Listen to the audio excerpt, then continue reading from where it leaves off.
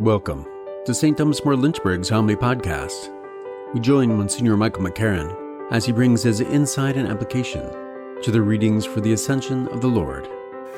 Last night we had the final one of our Saturday suppers before the summer season opens. We conclude to resume in fall, and so we had a great time. And on the way home from that fine meal, I went back to the rectory with a man with a kind of a purpose. I had a mission in mind. I had been getting photographs all day long from varying peoples, mostly across from the Lynchburg and Central Virginia area, but from other places too, about the Aurora Borealis and how it was very important that I see the Aurora Borealis, and chastising me for not seeing it. And so I felt dutifully guilty about not seeing it. I didn't feel guilty at all. That's dutifully. But I thought maybe it would be a good thing to do. So it was after the dinner, and it was kind of right before the sunset, and I thought, well, I'll go out and just take some time, and maybe I could see it. Well, there is an issue, of course. I never thought in my wildest dreams that a Dixie boy like me would ever see the Aurora Borealis. I mean, that's for places far north, more north than this, of course, and I always thought it was for places on the tundra in Minnesota and Wisconsin and places like that. And so I didn't think I would ever behold it.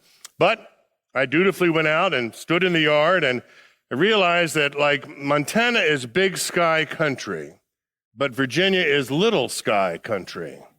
Because, see, our sky is not real broad expanses reaching to the horizon most of the time. Sometimes, I guess it is, depending on where you are. But in this part of Virginia, at least, it's little snippets that's framed by huge oak trees, pine trees, poplars, tulips, all of the rest, and little snippets. And I figured, well, if it means I've got to see a horizon in order to see the Aurora Borealis, I am out of luck. And so I kind of thanked God for the thought and turned around and was getting ready to head back into the rectory. And as I turned around, I looked down towards the lower level of the property where the creek is, and I saw this little tentative deer nose put itself out of the woods, and then very quietly tiptoeing out toward the street. And I thought to myself, there's never such thing as one deer. And so pretty soon, within a second, another one came out behind. Same thing, very tentatively. They both stopped and looked at me and decided I didn't have a rifle or anything, so they were okay. So they went off and went to the street, and I began praying immediately that they wouldn't get hit by a car speeding down Smoke Tree. And pretty soon, 4 or 5 of them came running out of the woods and across the street. And I watched them, and I thought, all my life I've seen them, but they never stop being beautiful. They just never, ever stop being a majestic thing to see, and in my own yard. And I was very, very touched by it. And so I kind of smiled, and I turned around, and as I turned to go back into the rectory, I looked up into the sky, and the sky had suddenly changed. It had just rained a little bit. Things smelled like wet. It smelled like a brief shower had happened. And the sun was just enough below the clouds that it was now shining up on the clouds. And the clouds were no longer gray, but they were suddenly russet and pink and orange and all these magnificent colors. And the clouds, because they were on the underneath, were casting shadows to accentuate the different colors. Each one was a different part than the other, and it was just all across this. Well, my little snippet was magnificently filled with all sorts of wonderful colors. And in the background, I heard what was, I presumed, a cardinal chirping, and he would chirp, and then somebody over here would say the exact same chirp right back at you, Buster. And they would chirp back and forth. And I couldn't help but smile. The sky was absolutely gorgeous. And the wind began to pick up, the breezes began to pick up. And as it moved through the tops of the trees, I didn't feel it much where I was. You could hear it singing in the leaves. You could actually hear a different whoosh when it went through an oak tree or when it went through a pine tree or a Bradford pear, the much maligned Bradford pears right now, and you could hear it singing in a different kind of tone. And so I looked toward the singing to watch it, and somehow the sun had moved again, and on all of this part from the front of the rectory, if I'm looking at this, I look to the right, from all of this part, it was like there was a line of demarcation. Everything from about a quarter up the tall trees was dark. It was now dusk. But everything above it was bright sunshine. I mean, golden sunshine. It was where the beams of light had been cut off by everything else, but they had hit these trees and boom! It's like someone had taken them and just dipped them in gold and stuck them back up there to catch the light. And I watched. I can imagine my neighbors, if they're watching me, which I doubt it, but if they were watching me, they go, "What is he doing out there?" And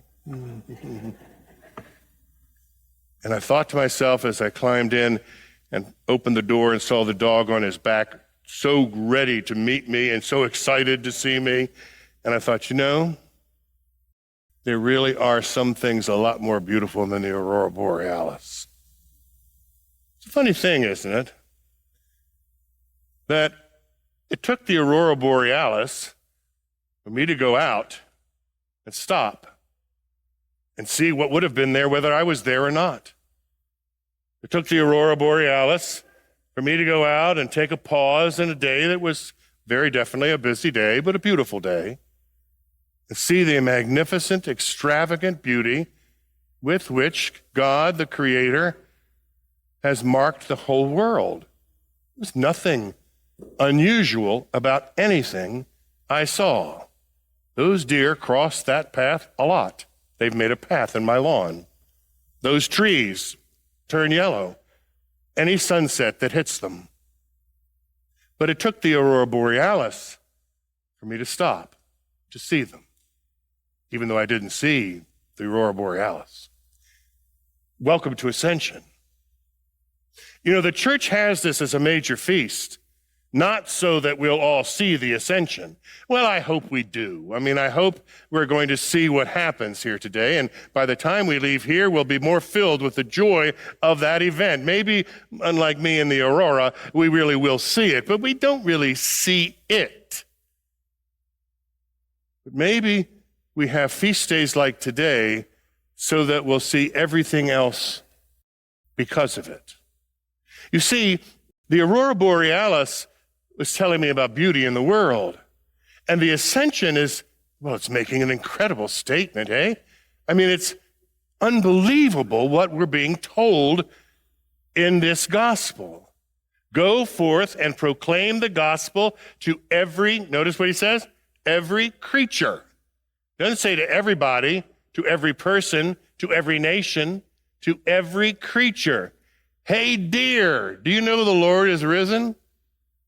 Do you know, birds that are singing, that you're saved too? The power of God's grace is given out so thoroughly that he declares it must be told to everything that is. Rocks, wake up. You're part of the salvation the Lord has given.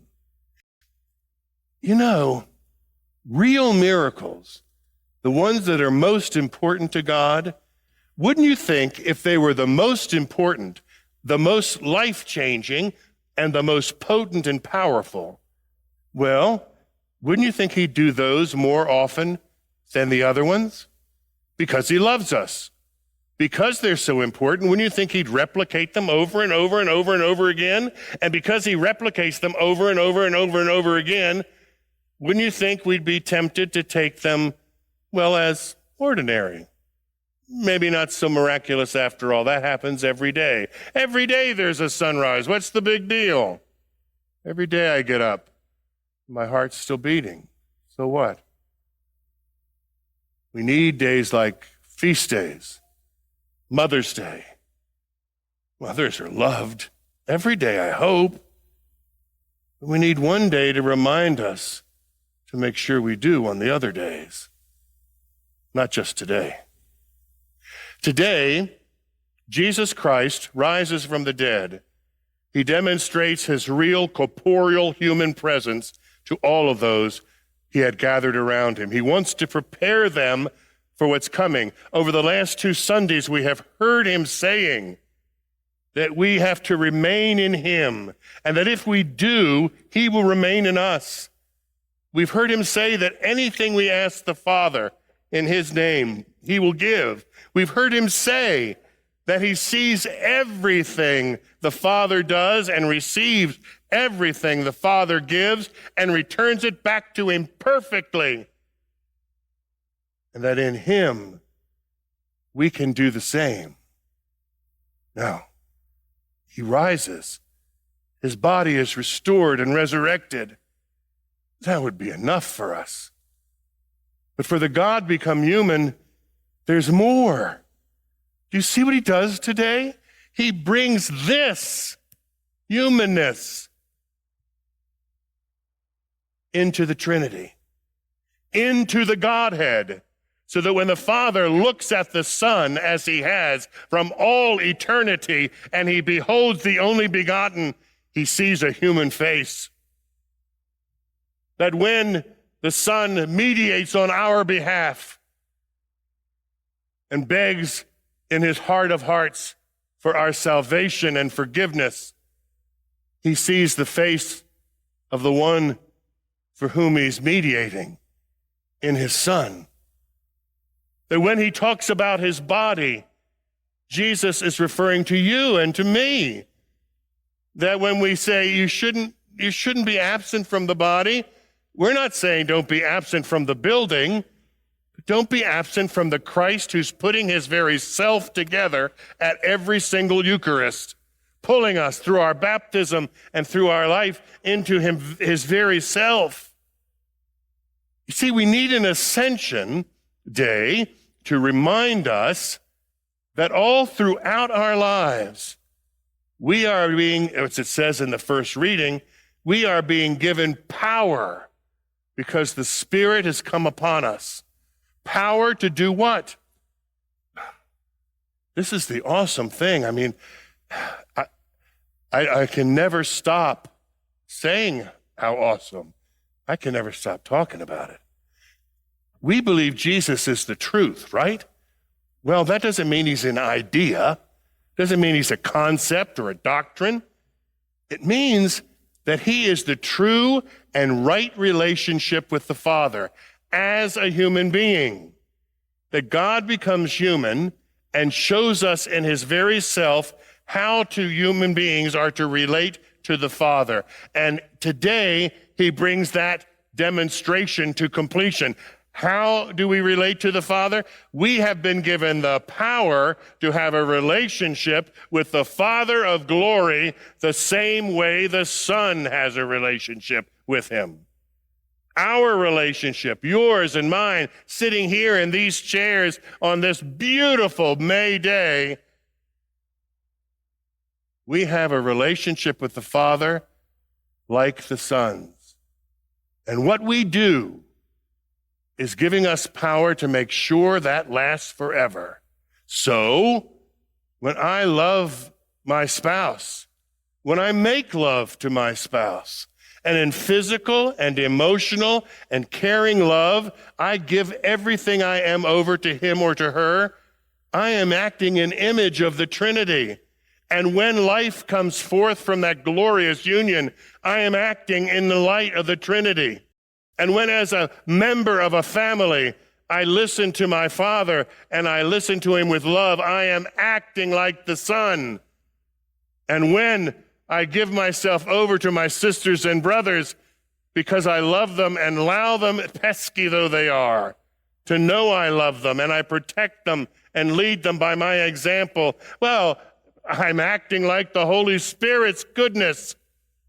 And when I'm at school, and I'm not afraid to be shown to be a Catholic Christian by the way I use my sexuality, by what I watch on my screen, by the company I keep, the jokes I tell, and the language I use. Oh, I know I'll stand out, but I am acting in power against a tide of poison that I am given the ability to stand up in and push through and lead others with me to a relationship with the Father that looks like Jesus' relationship.